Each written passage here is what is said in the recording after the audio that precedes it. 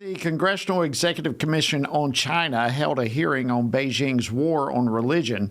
Lawmakers and witnesses detailed how the Chinese Communist Party is cracking down on Christians, Muslims, and other people of faith, both inside China and abroad.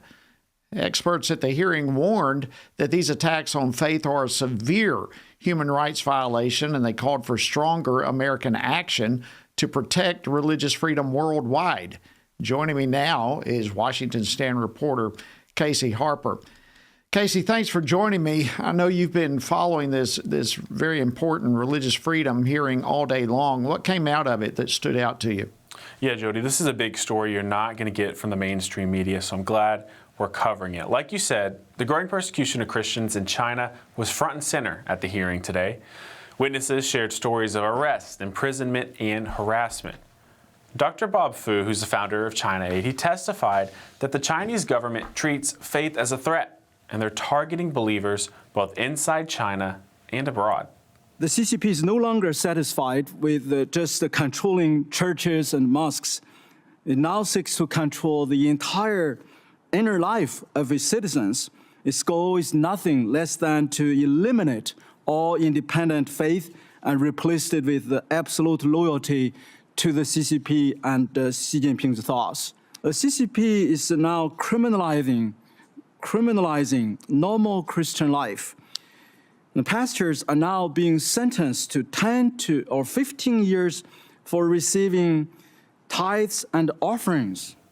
That's terrible, but despite these efforts, these persecutions, the underground churches are continuing to adapt and persevere, using online and offline gatherings to worship and grow.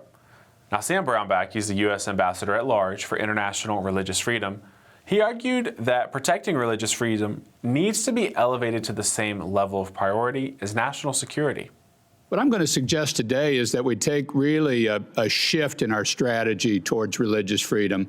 I think for too long we've looked at it mostly as a human rights issue, and often kind of a boutique human rights issue, really not a central one. To me now, and in our conflict with China, this is a national security issue. Lawmakers on that commission emphasized that religious freedom is a universal right, and they called on the U.S. to support persecuted Christians, impose sanctions, and make protecting religious freedom a priority, Jody. Yes, Casey, it really is a big story, and I appreciate you bringing it up. You mentioned Dr. Bob Fu being a senior fellow here at the Family Research Council. Well, he'll also be joining me a little bit later in the program to discuss this in greater detail. Casey, in some other news, today at the White House, President Trump met with some Israeli hostages who were released last month, and that happening, of course, while Hamas continues to violate the ceasefire there. But what's the latest on that situation? Yeah, Jody. So after Hamas terrorists fired on Israeli troops yesterday, Israeli forces struck back. They hit targets across Gaza, and at least 30 Palestinians were killed in Gaza City's a suburb there and another city. So while Israel was reporting that no soldiers were injured in this another exchange, Hamas terrorists condemned Israel's strikes, but U.S. officials say Hamas's attacks show that the terrorist group is testing this new ceasefire. And as you know, Jody, since October 10th, the truce has allowed aid to flow and displaced families to return home. But these ongoing attacks have repeatedly threatened the peace there. Now, regarding the meeting at the White House earlier today, Jody, President Trump welcomed those released hostages, and he told them, "You're not hostages anymore, you're heroes." Wow. That's a powerful thing right there. Mm-hmm. All right, Casey, listen, before I let you go, I guess if I had one, I'd give you a drum roll right now. No surprise, but been a lot of news on the Epstein files. Anything there that you can report and fill us in on? Sure, yeah. I mean, everyone's asking that question. You're absolutely right. But last night, President Trump, he signed a new transparency bill forcing the DOJ to release the long-awaited, as you said, a drum roll, files from the Jeffrey Epstein investigation.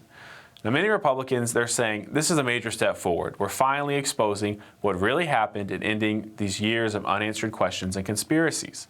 For many Americans, the government's handling of this issue, from Epstein's 2008 plea deal to his 2019 death, which was ruled a suicide under suspicious conditions, has never added up. They argue that sunlight, transparency is the only way to restore trust. Attorney General Pam Bondi, she said the DOJ is going to release the documents within 30 days, and she promised maximum transparency as Congress continues to bring the truth to light here, Jody. Wow. All right, Casey. Well, thank you so much. We, as always, appreciate you tracking all of this for us.